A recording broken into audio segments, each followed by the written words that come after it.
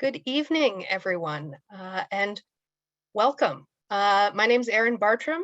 I am the School Programs Coordinator here at the Mark Twain House Museum, and I'm delighted to host this evening's program. We'd love to know where you're joining us from, so drop that in the chat if you feel comfortable. And please note that you can click on live transcript at the bottom of the Zoom window to see some live auto captioning of the event. You can turn that on and off anytime you'd like. So tonight we're welcoming David Sipress and Pat Byrnes for a discussion of David's new memoir, What's So Funny? I'll introduce both of them a little more fully in a moment, but first I want to thank our sponsors for this event. The Mark Twain House and Museum's virtual programs are produced in part with support honoring Frank Lord, a beloved trustee of the museum who passed away a few years ago. We're happy to honor his memory with these programs, which we know he would have loved so much. We're also incredibly grateful to the Wish You Well Foundation and CT Public WNPR for supporting tonight's program and all our virtual programs. One of the benefits of this being virtual, of course, is that you as the audience can have your own conversation in the chat alongside our guests' conversation, and we do encourage you to do so. We'll also be posting the link to purchase a signed copy of What's So Funny from the Mark Twain store. Remember that getting your copy through our store not only gets you a signed copy, but it benefits the Mark Twain House and Museum and all the programming we do here. If you have a specific question for David or Pat, you can go ahead and post it directly in the Q&A section at the bottom of the Zoom window. I will be coming back towards the end to do some Q&A, and it's always easier for me when there's a good selection of comments and questions to choose from. Now that I've said all that stuff, I want to formally introduce our guests for the evening. David Sipress has been a staff cartoonist at The New Yorker since 1998. He's published nearly 700 cartoons in the magazine. During the presidential election of 2012, he became the first daily cartoonist on the New Yorker website and repeated as daily cartoonist in 2014 and twice in 2016. Covering the presidential primaries and the national election. His topical daily cartoons continue to appear on NewYorker.com in 2021. His cartoons have also appeared in Time, Parade, Playboy, Funny Times, The Washington Post, Harper's, Men's Health, Gastronomica, Shambhala Sun, Narrative, Süddeutsche Zeitung, The Spectator, Airmail Weekly, and numerous other publications and related websites. He was the weekly cartoonist of the Boston Phoenix newspaper for 25 years. David's also published 8 collections of his cartoons, and his drawings appear in many New Yorker cartoon collections. He was the co-creator, writer, and host of Conversations with Cartoonists, a series of onstage interviews with New Yorker artists, and has lectured widely on his work and the art of cartooning, including at the Rubin Museum in New York City, the Center for Cartoon Studies in Hartford, Vermont, the Yale Art Museum, and Williams College. He's even lectured on the Queen Mary II during a stint as the cartoonist at sea, a collaboration between Cunard Lines and the New Yorker. David will be joined this evening by Pat Byrnes. You don't have to be a rocket scientist to create cartoons, but Pat erred on the side of caution, getting his aerospace degree at Notre Dame in 1981. His science skills have languished, however, as he has spent most of the last 25 years following his love of writing, acting, and cartooning. He has been a regular contributor to The New Yorker since 1998. Pat is the creator of the syndicated strip Monkey House. The illustrator of Eats, Shoots, and Leaves by Lynn Truss, he is also the author of Captain Dad, The Manly Art of Stay-at-Home Parenting. His gag cartoons appeared in book form in What Would Satan Do, as well as in Because I'm the Child Here and I Said So. Now, I can tell you that this has already been the funniest set of tech runs I have done for a virtual program. But this isn't just fun and games. So I want to give you a little bit from what someone else has said about David's book. The New York Times said, "What's So Funny is written in prose that is also economical and amiable and occasionally devastating. It's an endearingly vulnerable tale of being molded by one's family of origin, then crawling out from under its suffocating weight. So I'm glad to welcome David and Pat. I will be back towards the end when you guys are done with your conversation. And I look forward to listening to both of you. Thank you, Erin. Thank you. So, David, here we are. Hi, Dad. Hi. This isn't cartoonist lunch. It's not at a bar. We're in front of actual humans and trying to look respectable. So, you've written this truly amazing memoir, which I hope everybody who's watching already has or is going to go out and get immediately. And I'm partly holding this up so you know what to buy, but also because the cover of this book is the most amazing summary of the book itself. It is kind of a meta version of this. It's the New Yorker cartoon version of the book. It's all about this family right here. Kind of, you can see the whole thing in this picture, and cartoons are in the background.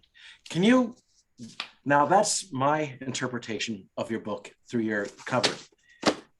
How would you describe, give people an overview of the book for those that haven't read it yet? You know, you should have. For those people, give them a chance to catch up and explain who these people are and why they're so central to the book.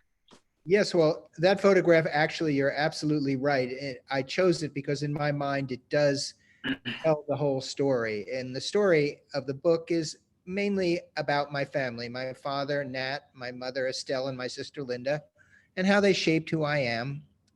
At the same time, it's the story of my career as a cartoonist, including my 25-year quest to finally break into the New Yorker. And it's also got my thoughts and meditations on the art of cartooning and creativity in general. And it includes cartoons that I have interspersed in the text in places where they can add insight or a salutary dash of humor when necessary. And so basically it's made up of stories that I've been telling myself my whole life about my family. Now, your family, your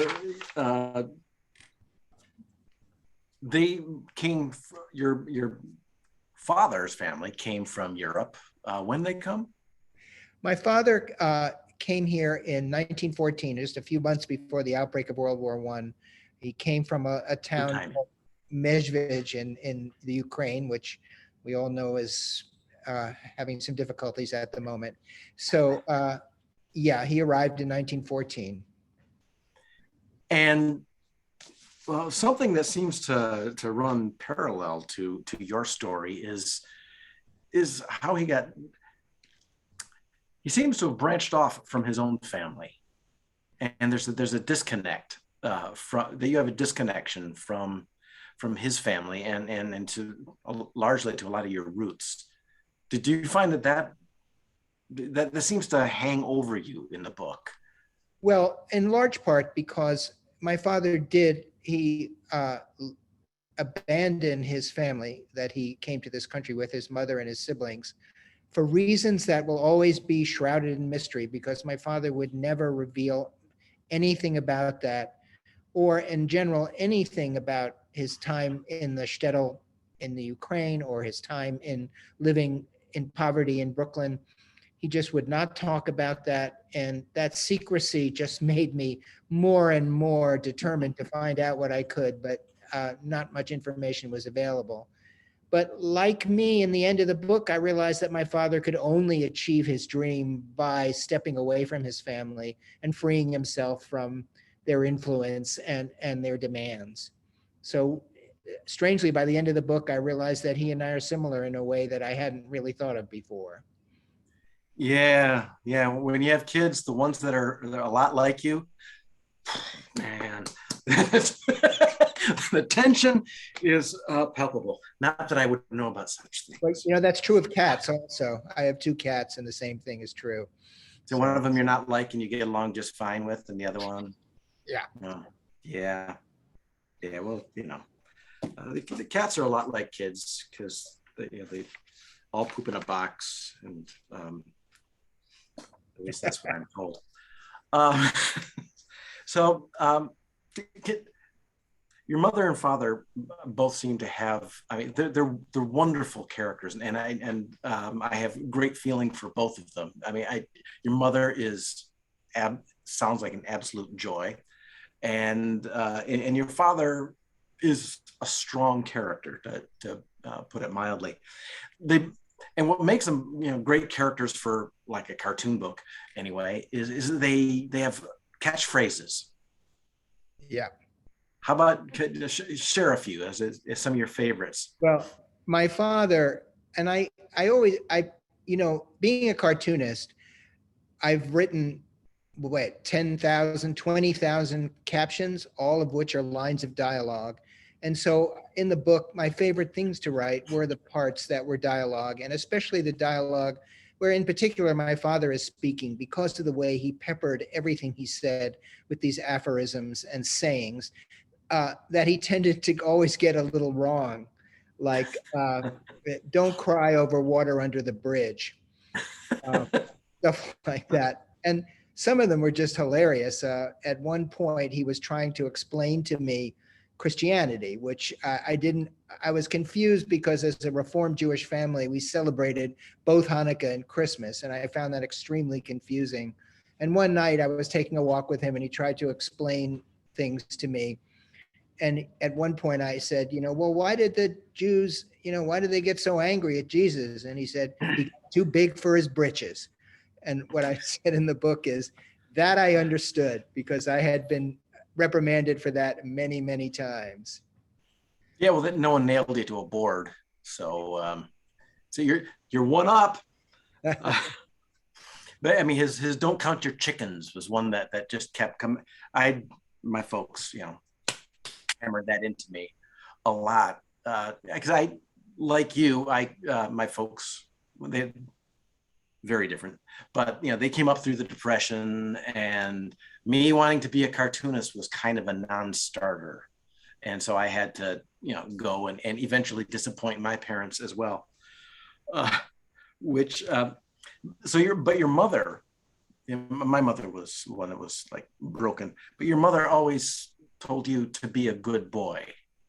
Yeah, my mother's, for most of her life and most of my experience of her main job in life was to prevent my father from having any upset and to always be sure he had his peace of mind.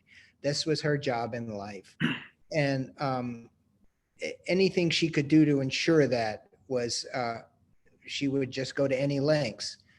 And I can't remember so you're asking me about her because I'm just trying to get the conversation going, basically.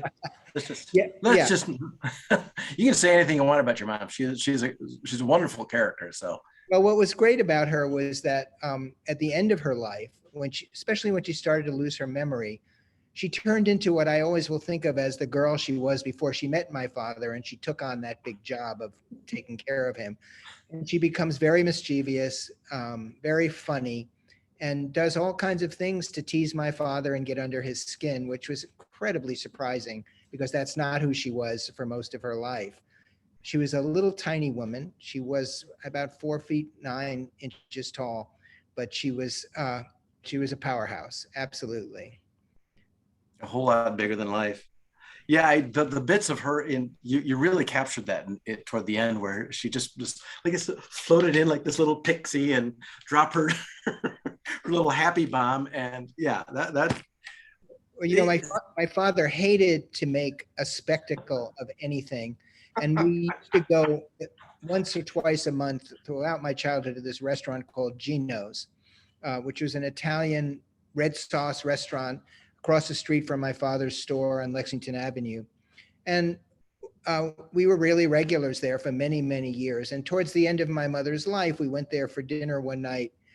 And Gino's was famous for the celebrities that showed up. You could see Joe DiMaggio walking in the door. You could see Montgomery Clift and Arthur Miller having dinner. Peter Ustinov or Elizabeth Taylor and Richard Burton. They were all there. And all the time my father would say, "Don't gape. Stop gaping. Just keep your eyes on your food." And meanwhile, he's looking around to check out which of the customers are wearing jewelry that they bought in his store. So one night we were there towards the end of my mother's life, and we were sitting next to Mike Wallace, who was having dinner with some colleagues. And all of a sudden, to my father's horror, my mother turns around and taps Mike Wallace on the shoulder. And he turns around, and he was obviously ready to be pissed off, but he looked at her sweet little face and he smiled. And she said, "Tell me something, Mr. Wallace." Now, Gina, I have to say, Gina's was famous for a pasta sauce they called their secret sauce. So she turned to, and she said, "Tell me something, Mr. Wallace. Are you going to do a 60 minutes investigation to find out what's in that secret sauce?" And I just thought my father was going to have a heart attack. And that was my mother towards the end of her life. Just a lot of fun and delight to be with. That's I mean, talk about ending on a high note. That's a great way to go out. I want to jump back to a couple of the little things you talked about about cartooning, and it seems like, as I mentioned to you the other day, that in the book you can take all the parts that are like really directly about cartooning, and you could compress them down to just a handful of pages, but the whole book is about cartooning, even though it seems to be about the farthest thing from cartooning. You touched on something when you talked about your comedy experience that seemed to get at where that experience sort of framed the rest of the book, in the sense that, well, can you say about when things are personal? Can you? Yeah, I don't want to steal your great words. When I was in high school, Here. I did my one and only stand-up routine for the entire assembly of boys. It was an all-boys school. And I made this incredible discovery, two of them actually. The first one was about comic timing, which I learned I seemed to have a talent for, because I just loved making 700 boys wait to hear what I was going to say next, wait a little bit longer than comfortable. And interestingly, I've discovered that cartoons involve a kind of comic timing also. This is a little segue, but when you look at a cartoon, generally people look at the picture first and then they read the caption. And in that space in between the two is a kind of comic timing that works in what we do as well. Yeah, and your composition can lead the reader's eye through the picture the way you want them to, and then boom. Yeah, exactly. Yeah. And the second thing I learned that day was I was making jokes about things like things that went on in my family and things that I worried about, and I was scared of girls and all that. And what I realized was they were laughing, and they were laughing at these very personal things that I was saying about myself. And that moment was when I realized that what I say in the book is the more personal the joke, the bigger the laugh. That's always been true for me. So in the beginning of the book, I have a Venn diagram, my life and me, and then in the middle, cartoons, because there's really no border for me between my life and my cartoons. And what was interesting was, as I wrote this autobiography, was that I soon discovered that there was almost nothing I've experienced in my life that I haven't at some point made a cartoon about. That was an amazing discovery, and had a lot to do with why I started using the cartoons in the book, because it just jumped out at me that anytime I told a story, I remember, oh, I did one about that. So yeah. One of my favorites is there's a sort of dramatic moment in the book when what you were talking about earlier, when I told my parents over the phone that I was dropping out of Harvard to become a cartoonist.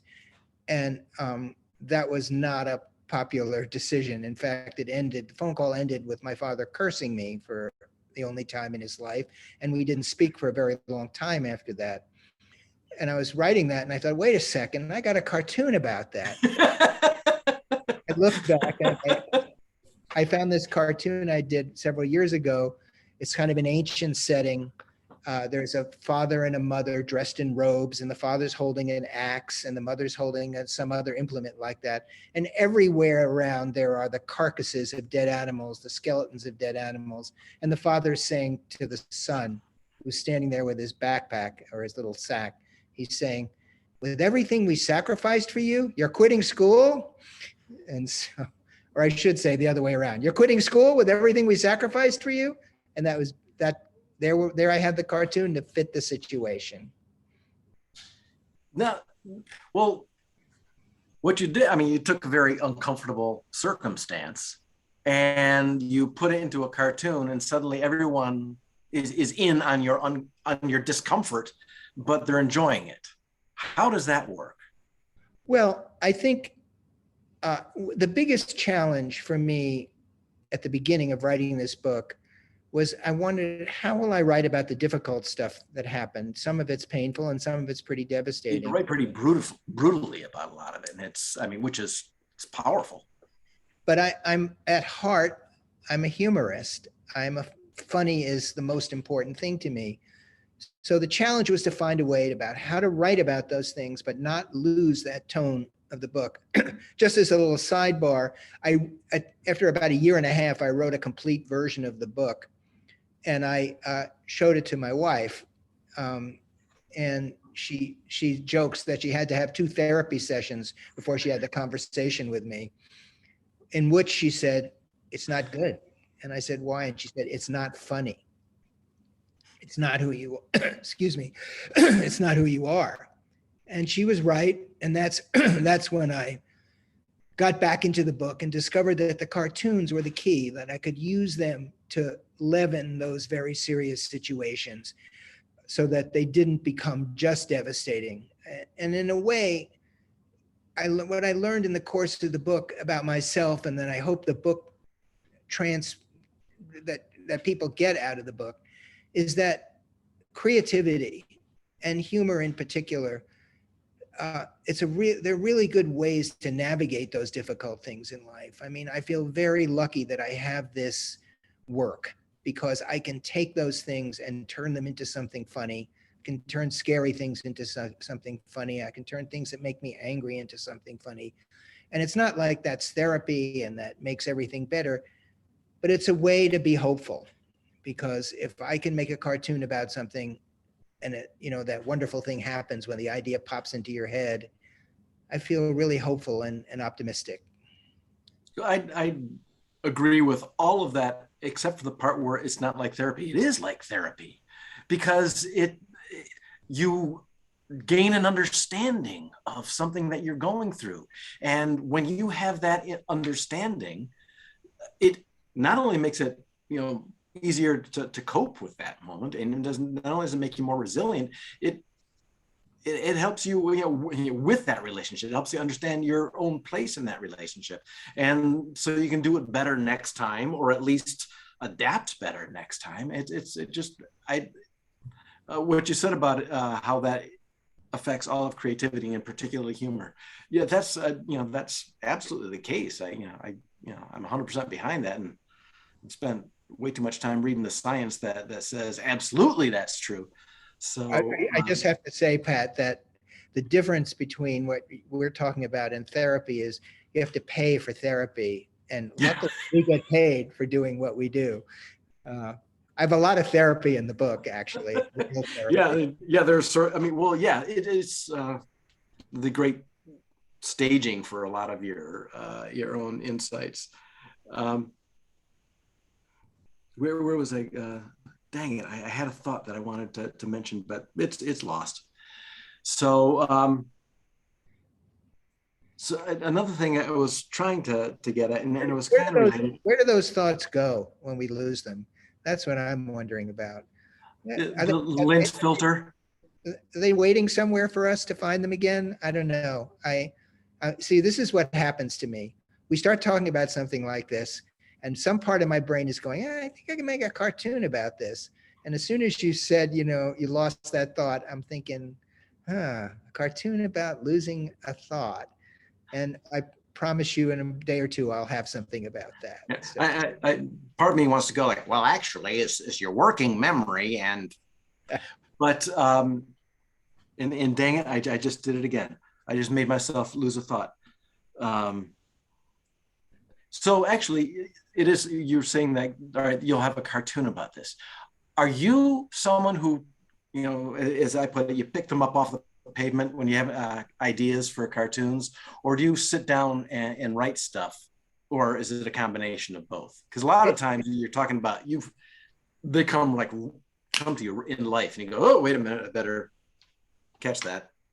Well, it's a combination, of course. I mean, I spend my working days in a kind of meditation that I'm sure you're familiar with, where I sit at my desk and just open my mind to the possibilities. And some days stuff floats in and some days it doesn't. But there's also this thing that I just referred to a minute ago that I call my cartoon brain, which no matter how hard I try, I can't shut it off.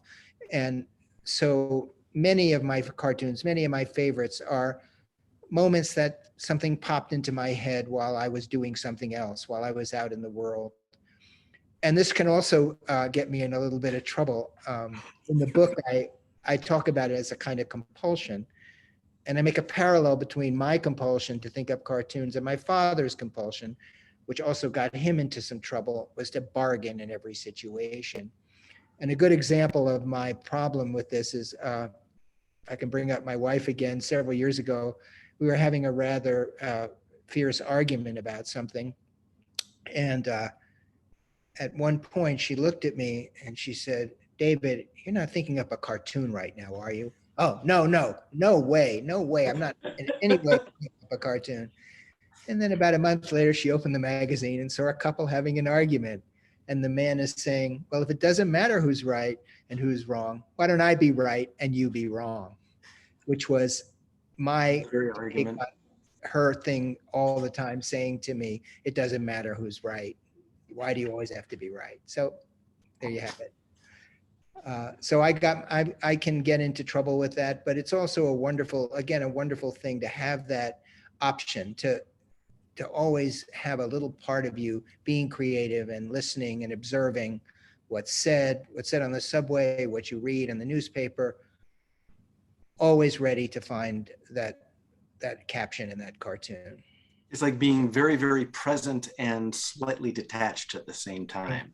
Exactly. So you're there and you're also like listening up above. Now it gets you in trouble with your wife, obviously, because she was there when you had the idea and she sees the cartoon later. You should show her your batch, by the way, before you send it in. That way you can get rid of that problem before it becomes public. Do you do that? Yeah, I try to, because it's something that my wife can look forward to and she can look at it and go, oh, good cartoons. But I only, just because of the timing of, when I print them out, she only sees them after they've been sent in already. But it's better than being surprised at some point and seeing yourself in a magazine. Well, I don't, I never show them to anybody. I've just always been superstitious about that, and I don't want to know that anything has a problem until it gets rejected, and so I don't. So no, my wife is the first person to see them after they're in the magazine. The only person I'm around, and she's always kind enough to laugh a lot at them. So I appreciate that. She comes off as quite a hero in the book as well. So good for her. But when you're listening and writing in the back of your mind, when people think you're having a grown-up adult conversation, are there ever points where an idea strikes you, like somebody says something and they take a pause and your brain fills in the gap with something funny? Do you ever outright snicker and they ask you what's so funny? Well, I think I just did that with you a minute ago. I was tempted to snicker when you said slightly detached, and I had a picture of somebody with a limb missing, a few inches away. But no, I don't snicker. It's a very private little part of my brain that does the poker face. Yeah, exactly. Yeah. I presume you carry a notebook with you to capture these things? It's called a cell phone these days. I don't know. Are you familiar with that? Yeah. I've heard of them. It used to be a notebook, but thank goodness, because if I don't write them down, they're gone. And that's just not at this point in my life. It's always kind of been true, because you think up an idea and it's a very fragile thing, a cartoon idea. And you can get distracted and something can happen. And then you think, well, what was that idea I had? Can't come up with it. 6 years later, you remember it. But so writing them down, really, really important. Yeah, I mean, and then this was the thing I was saying about working memory. Your brain holds, immediate things and often insights. When you have a big flash of insight, it's, if you don't capture it and put it in your long-term memory somehow, it can be lost like that. When you studies have found that, like, when you walk through the threshold from one room to another, your brain says, "Oh, we're a new episode," so it just dumps your working memory, and that's why you've often found yourself in another room saying, "What the hell did I come in here for?" Yeah, exactly. So it's science, but the science is that your brain is out to get you, basically. So all right, let's turn to something maybe. I've made a whole bunch of notes that are probably useless, but we talked about therapy and how you only a couple years ago started meditation, but you were afraid that to go too deep into the meditation because it might relieve your anxiety too much. Yeah, I would say that the chief source of cartoons for me my whole life has been my anxiety. What I worry about, what makes me anxious, is the first go-to place for me when I sit down and try to think up cartoons. Follow the fear. Is what Yeah. That's the improv rule. And I think what's interesting about that, back to what we were talking before about the more personal the joke, the bigger the laugh. What's wonderful about cartoons is that they depend on the reader making a connection to the cartoonist, or the cartoonist to the reader. And you'd think you'd have to sit there and think, well, what do my readers think about such and such? How do they feel? What scares them? But what I found is that if I explore my own anxiety and I put it on the page and I put it out there, more often than not, it's the same thing that's scaring or worrying my audience. And it's that moment of recognition that they see themselves in me and in my cartoon that creates the humor. And I depend on that a lot. I don't usually sit down and think, I'm going to come up with a funny joke today. I really do think about what's been bothering me a lot. And I'm proudest of the jokes that people love because they found that connection. Yeah, I've heard you say elsewhere that at the heart of every cartoon, every idea is emotion. And that is, so absolutely true. And like what you say, when you have something that this is a very private thing that no one else feels in the whole wide world, and then someone else looks and go like, that's a very private thing that no one else in the whole wide world feels, and they realize, oh, there's a connection. I mean, and it's wonderful that is what makes people laugh. A lot of other things, you can be cruel, you can be cynical, and all kinds of stuff in humor, but that's not what I do. I tend to do this other kind of humor, and it's just a constant amazement to me that I can make people laugh by laughing at myself in that way. Well, it lets them, when you read a cartoon, when you write a cartoon or read one, you have to get in the mind of every character in order to get the joke. And so you get to be the other person, and when you see that other person is actually you, there's a delight in that when that the connection is made. And absolutely, yeah. It's a bummer that we don't get to hear the laughter. Like comedian, they get to hear the laughter. There's just hear the void. You are absolutely right. That like many people, I've done this thing. I've heard other people say it, being on the subway and watching someone leafing through the New Yorker and just standing there waiting. Are they going to get to my cartoon? Will they smile when they get to my cartoon? And then, I look up and I was supposed to get off at 14th Street and it's 23rd Street already. And I've made them stop and they still haven't gotten to my cartoon, and then they don't smile. So, yeah. they're smiling on the inside. I mean, the people try to keep a stone face on the subway there. You're Yeah, absolutely, 'cause you you're don't want right. to be vulnerable. You don't want to be vulnerable.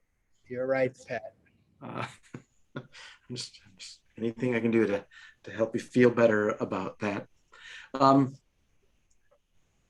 Another thing I guess is kind of related is when you draw your cartoons, you were talking about how some folks were asking you about those faces you were making. Yeah. And I'm starting the story. You're picking it up and you're going, oh yeah, that time when. Oh, well, I mean, I don't know as a cartoonist you can relate to this, but you were talking a minute ago about the characters that you create in your cartoons. And I have been told, and I've seen a film of myself drawing a cartoon, and I'm making a worried face when I'm worried, and then a surprised face when the character is surprised. And I realized it's me kind of melding myself, making a connection with the characters that I create. I don't think that's uncommon. I think a lot of cartoonists have told me they do the same thing. Actually, just about everybody does. I've got a book called like Cartoons and Cartooning by Zim Zimmerman from 1910. And like in the front of the book, it's like at times you'll find yourself making the expressions, you're making the faces of your characters you draw. It's facial mimicry. We all do it. I mean, when you have a conversation with somebody, even if when someone goes, it starts making a face like this, you mimic that. Even if it's not visible, you're still activating the muscles. If you stuck wires in your face, it would hurt.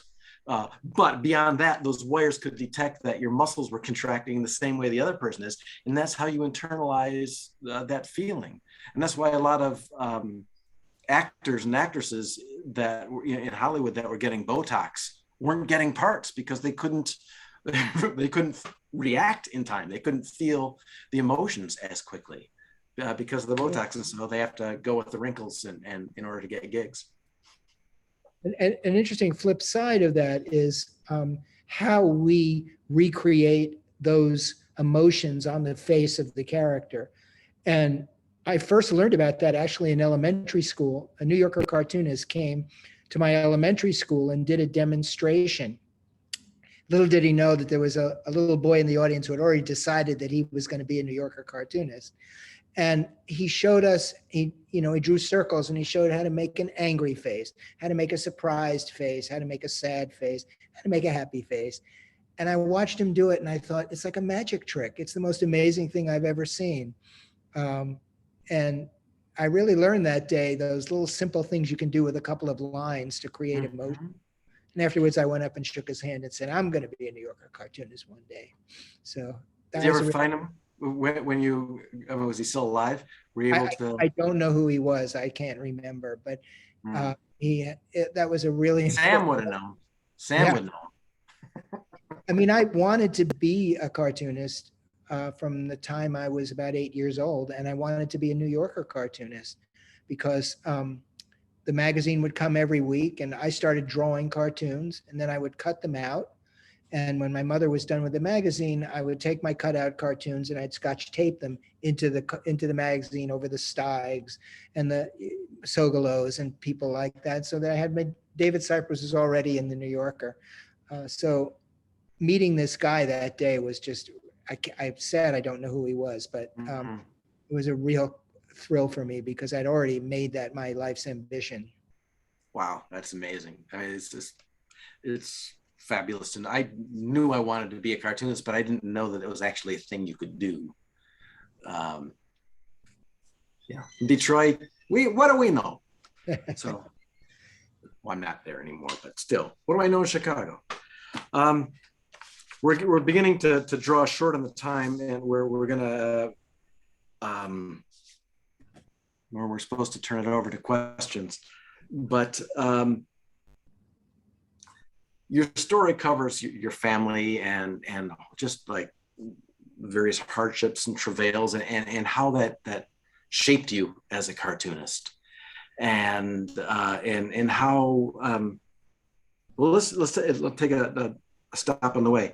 You described cartooning as, well, a safe space for yourself, but you used the words your happy place. how long did it take you to come to that discovery? Again, when I was a little kid, when I go to yoga class, the teacher always says, David, stop the fluctuations, because I'm always like, doing this. And I've always loved that phrase, because that is what drawing has always done for me since the time I was a kid. If I had a drawing implement and I put it on a piece of paper, everything calmed down and I felt the fluctuations were stilled. And so I discovered very early on that was my happy place. All the turmoil in my family and everything going on around me, if I could go in my room, close the door and start drawing, I was fine. There's actually a lot of, that's it's beautiful to hear you describe that, because there's a lot of good scientific reason how sitting down and cartooning in particular can really, calm the fluctuations. It lets your brain things flow and not just get jammed up and squirrely. But the title of your book is What's So Funny? And it seems like the answer is basically everything, as long as it's personal. Yes. And even the things that aren't so funny, if you can maintain your eye on the ball and find the humor in them, you're going to get through them. At least I feel like I'm talking about a self-help book. It's not. But for me, absolutely is. I put it in that section as well, too. You sell more books. But anyway, my sense of humor has always been the way I've navigated all the difficult things in life. So, and it's absolutely the best way to navigate those things, if you ask me. So I'm a +1 on that. Because we're at the Mark Twain Museum, I have to quote Mark Twain. One of my favorite quotes of his is, "Humor is mankind's greatest blessing." And I absolutely agree with that. I can't top that. So I'm going to pass it back to Erin, and she's going to open it up for questions. I am. So I'm actually going to claim, I'm going to throw you guys back up here so we're all spotlighted together. I'm going to claim host prerogative and kind of ask my own question, but we have quite a few in the Q&A and the chat. And I was actually just looking to see when humor is mankind's greatest blessing was said, because I was going to put to you a line about humor from quite early in Mark Twain's career. And excuse me as I read it, because I'm reading it from the archive where there's all kinds of crossouts and stuff. But it's in a letter that he's writing in 1865. And he's talked about how he had two powerful ambitions in life. One was to be a pilot and the other to be a preacher of the gospel. And he's obviously accomplished one of those. And he says he failed in the other because I could not supply myself with the necessary stock in trade, i.e. religion. I have given it up forever. And then he says, but I have had a call to literature of a low order, i.e. humorous. It is nothing to be proud of, but it is my strongest suit. And if I were to listen to that maxim of stern duty, which says that to do right, you must multiply the 1 or 2 or 3 talents which the Almighty entrusts to your keeping, I would long ago have ceased to meddle with things for which I was by nature unfitted, and turned my attention to seriously scribbling to excite the laughter of God's creatures. Poor, pitiful business. So this is something that he struggles with, that being a humorist doesn't quite seem, that's low literature. It's low culture. And I'm wondering, David, you seem pretty confident, you wanted to be a New Yorker cartoonist from the age of 8. Have you ever struggled, however, with if not the feeling that what you were doing was low culture, other people's perception that it was? I think cartoonists in general struggle a lot with that. It's an odd thing because we want to be taken seriously in that way, but we don't want to be taken too seriously. So I think but you're onto something. And, but what's funny about that is that I've listened to his quote, if you want to make people think about something and you want to make a point, if you make them laugh, you're going to make that point and get them to think about it better than any other way. That's my experience. So it's not just funny, ha ha. It's also the kind of funny that can be respected as an honored profession because it also does make people think. But all in all, I would have to say that there was a part of me that at one point I had a 20-year hiatus, or not hiatus, a detour in which I tried to be a quote unquote serious artist, a sculptor. And it took me 20 years to figure out that it just wasn't me because I couldn't get my sense of humor into that sculpture. But I made that decision in part because of what you're talking about, because I thought I need to do something more serious, more important. But the minute I dropped that and went back to cartooning, I realized, wow, what I'm doing is important and valuable. So, yeah. That's excellent. Absolutely. Well, related to that, now all of a sudden, now folks have all sorts of questions. You sort of touched on this, but I figure you might be able to answer and kind of expand on the kind of lifespan of a cartoon in someone's mind. Stephen has asked, is your goal as a cartoonist to have readers laugh aloud upon viewing your cartoons? And I suppose if not, what process do you hope they go through when they encounter one of your cartoons? Well, you always hope you get that big laugh. I mean, people often say, well, what's the purpose of a cartoon? And there are all kinds of highfalutin answers, but my answer is always to be funny. That's what its purpose is. But like I was saying before, you can have other goals in a cartoon besides making people laugh. And I have to say, when I sit down and do a cartoon, I don't think about what I want the reader to experience. I think about what I'm experiencing. And as we were talking about before, that more often than not, thank goodness, is a connection I make with the reader. And then the reader laughs and thinks or whatever. My most famous cartoon, the cartoon that gets reprinted the most, is two people walking down the street looking worried. And the woman is saying, my desire to be well informed is currently at odds with my desire to remain sane. And that is the most copied, stolen, shared cartoon I've ever done. Every time the world goes to hell, that cartoon is all over the internet. And it's not a joke. It's not really a joke. It's not trying to make people laugh. It's saying something that everybody's feeling, and that makes people laugh. So I hope I've answered Stephen's question. I was just trying to think, what is that?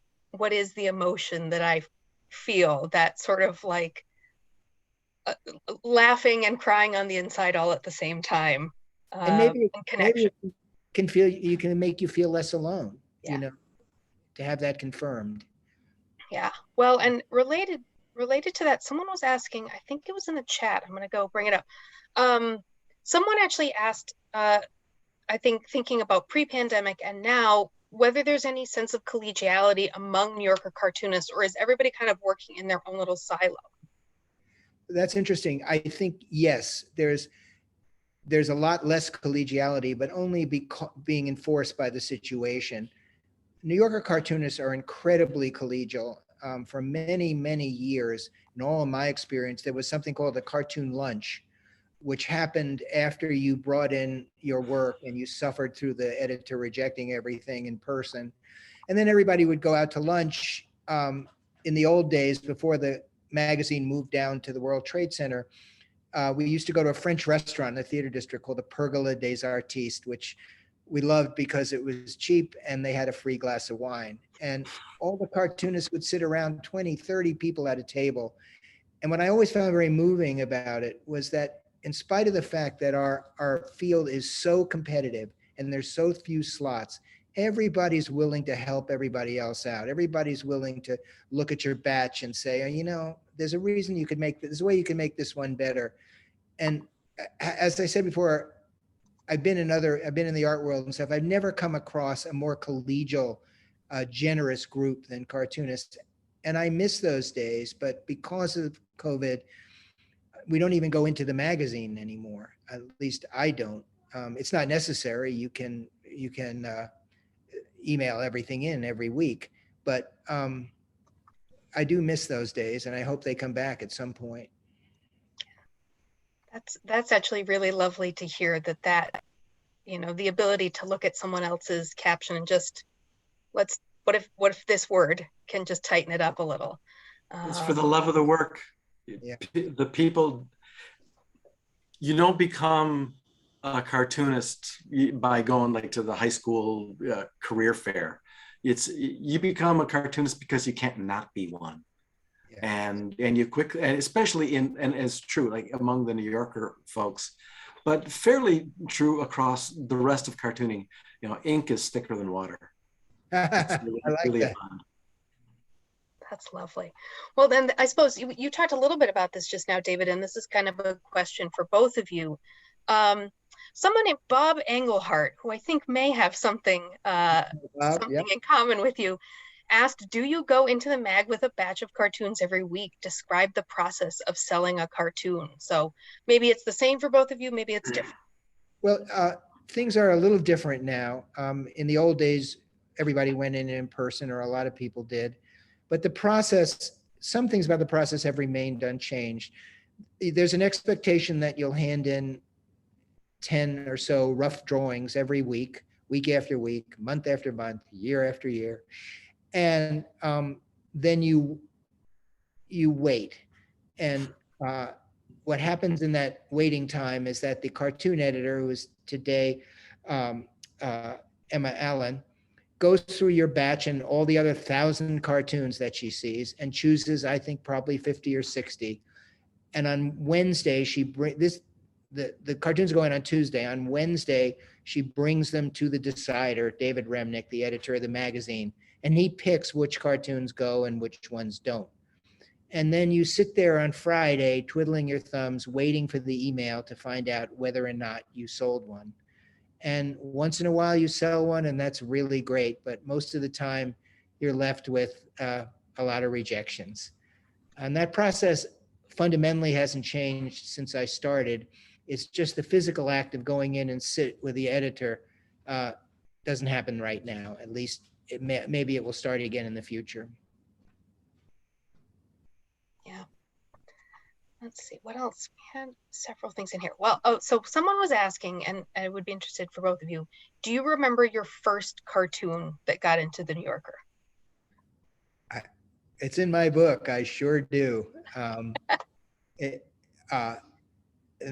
that was one of the great days of my life when I got that day a fax from the cartoon editor's assistant saying, "You sold that one."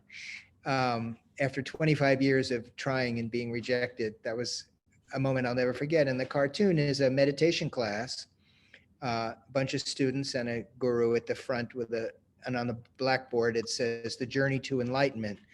And very fitting to what I've just described, one of the students is raising her hand and saying, "Are we there yet?" And I've always felt that it's amazing that was my first cartoon, because I was finally there yet. What about you, Pat? Mine's on the wall right there. It's yeah?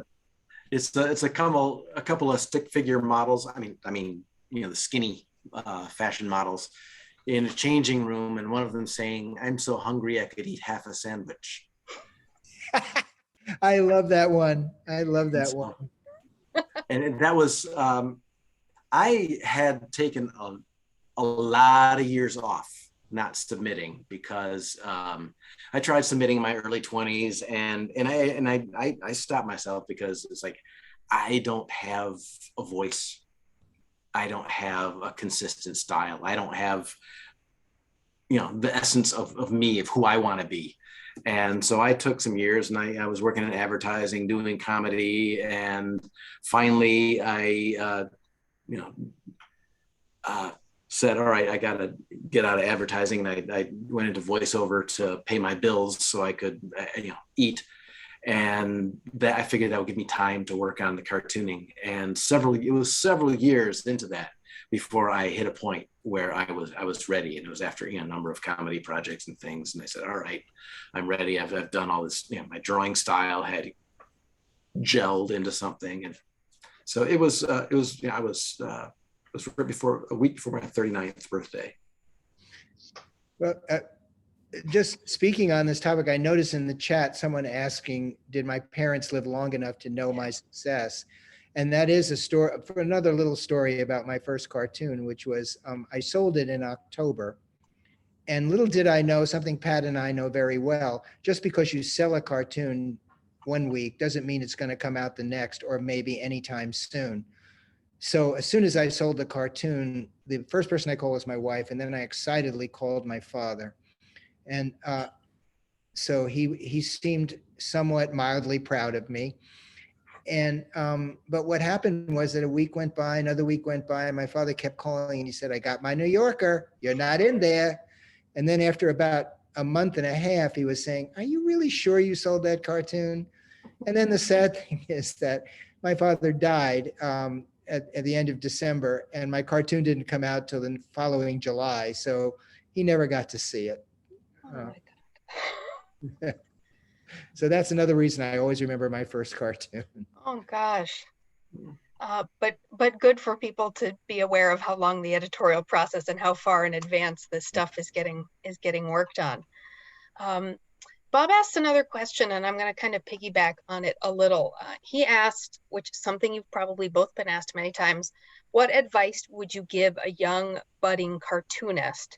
And I would add to that, so I'm getting ready to run our summer writing program for young writers, and we have a lot of people who are writers and illustrators, and we're going to be putting together a literary magazine this summer. And I wonder, in addition to what advice you give a young cartoonist, what advice would you give to someone who is sort of thinking about putting their written work and their drawing together in that form for the first time? Wow. Hey, Pat, you want to take that one? Well, I'd say the first thing, I had some conflict with my parents when I wanted to change majors to art. And in retrospect, they were right. And so I would say if you wanted to be a cartoonist, like a New Yorker cartoonist, a serious cartoonist, get your degree in Russian literature, Russian history, get your degree in aerospace engineering or medicine or accounting or anything that makes you get deep into some style of thought that is not just cartoons. Because as Davis' book hammers home, the more personal it is, the more universal it is. When you have a point of view that is unique, that's what makes you you. Yeah, I agree. And well, but also I would say, it's such a cliche, but I would say if that's what you want to do and you really want to do it, then do it. Don't, at one point in my book, I said, before I made my commitment to that, I said, I felt trapped in the wrong life. And if you feel like you're trapped in the wrong life and you want to be an artist, be an artist. The problem is that it's much more difficult these days to earn a living and be an artist. It's really hard, but it hasn't stopped a lot of people. There are a lot of young people. Just in the New Yorker has a whole new batch of young cartoonists, all of whom are struggling with that, but managing to create really good work and explore other options. The internet has created all kinds of options for cartoons. All kinds of great ways not to get paid. Yeah, exactly. And if you're a writer, I mean, and again, I would just say in writing or any creative thing, be yourself, be who you are, and trust that is the most important thing to get on the page. Other than that, I never really have a very good answer to that question. It's an unfair one, but still one to ask. And kind of related to that, someone messaged us and they said one of their favorite authors after Mark Twain is New Yorker cartoonist and author James Thurber. And they were wondering, was there a cartoonist at the New Yorker who really inspired your desire to be published there for so many years? Well, for different artists for different reasons. I loved the sort of fancy cartoonists like Saxon and people like that, because they were when I was a kid, I would see them portraying this New York that looked fabulous to me. Everybody drinking martinis, everybody sophisticated and smart. And I love those cartoons for that. But the cartoons that really, really made me want to do it were the ones that looked like like it was easy. And Thurber was definitely one of those.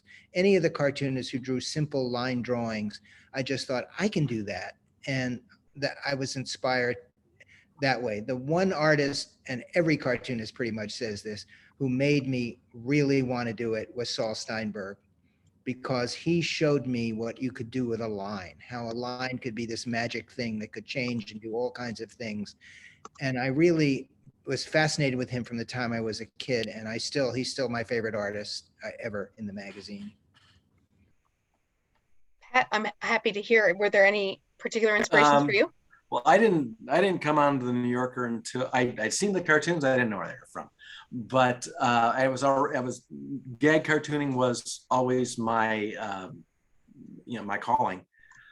But it was only in college that I learned, like, oh, the New Yorker. I came from the Midwest. We didn't know. Anyway, my trinity is, and I'll start with Robert Weber, whose artwork is just transcendent, and his wit is razor sharp. Gahan Wilson, for his unique perspective on the world and his commitment to be who he was. And then at the top is the man than whom no human has ever made a funnier marking on any surface. I know who it's going to be. George Booth. Uh-huh. There's just joy drips out of his pen. It's an amazing thing. It doesn't matter what the caption is. It's funny. I suppose that's a pretty high compliment, that it doesn't matter what the caption is. It's funny. He draws funny. Absolutely. Yeah. That's pretty excellent. Yeah. And it's that David's drawing style is with that, the pen lines everywhere. That's like drawing raw. He draws raw emotion, and you can feel it, and it has an energy, and because it's not just scribbles. It's there's method in that madness, and it's to reproduce it. Mentally you can't do that. You have to tap into that to capture that or imitate that, and George has that same kind of thing, and that's to me is there's the holy grail to how do you get out of your own way to capture the true emotion that you're trying to put on paper, and that's what's so magical about George's work and David's work. Thank you, Pat. Thank you so much. And then one more sort of a womp to end on. What happens to all of the rejected cartoons? Is there one that you have stuck on your wall, like someone should have taken this? Well, what happens to them is that they live in endless file cabinets in my studio. But I think, Pat, everyone I know says the same thing. I would say at this point, more than half the cartoons I sell to the New Yorker are ones that were previously rejected. And either I've resubmitted the same one, or I've resubmitted the same one with a little change here, a little change there. A couple of cartoons I've sold, I've resubmitted 20 times because I believed in them and I thought it was a good idea. The fact is, the cartoon editor looks at 1,000 cartoons a week. So, but 2 weeks later, she's not going to remember that gag you sent in. So you send it in again and you surprise her again. So a lot of the rejections have turned into acceptance. Yeah, if you believe in it. You have a great story in your book too about a cartoon that you couldn't figure out. You just knew that it was something, and you just tacked it up in your studio until it spoke to you. And I just think that captures something so visceral about cartoons. How you have a relation to them, and when you really find that connection. I have another cheesy phrase time. There's an aha inside every ha-ha.